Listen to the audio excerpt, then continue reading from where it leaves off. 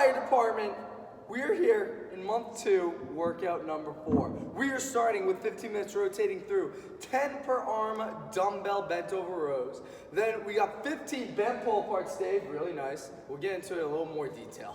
We're not just gonna leave you with just that. And then 30 seconds of a hollow hold. So for the, 10 per arm dumbbell bent over row. He's gonna grab that dumbbell with his right hand. His left hand is going to be planted on the box. His right foot is gonna be staggered backwards to make room for the dumbbell. So he's gonna reach down, starting with his arm locked out. Then he's gonna drive his elbow up to the sky and feel his shoulder blades pinching together. Then he's gonna return down. A couple at full speed will look like this. We're not looking for any pauses in this motion, but we are looking for full control the whole time. Feel free to increase this weight as you work through the 15 minutes. After he gets 10 each side there, we have 15 band pull aparts. 2 kind of options you can do. Number 1 is you just grab one part of the band and let the other one sag down there. So he's gonna keep his arms straight the whole time. He's feeling those shoulder blades pinch together at the back, and he's making sure there's no arch in his core when he pulls back like this. So that's not the best rep. If we want to get a little more resistance with the band, we can grab both sides of it like this. So now we don't have any saggy sallies. And he's gonna pull that band apart right to the chest the exact same way. It's gonna be a little more challenging. Then, he has his hollow hold. It is on the ground, not standing up like he demonstrated earlier. He's gonna start completely laying down. Ooh, let me get down here. Completely laying down on the ground. First thing he's gonna do is lift his chest up off the floor for me.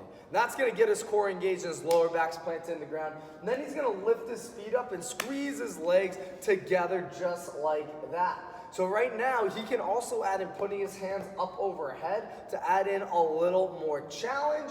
He can also, if that's too challenging, tuck one knee in, maybe tuck both knees in, but try to keep those knees in front of the hips, just how Dave has it shown here. He could also put his hands down to relieve a little of that tension there. So that's 30 seconds of a hollow hold. Nice job, Dave. Really good on the core.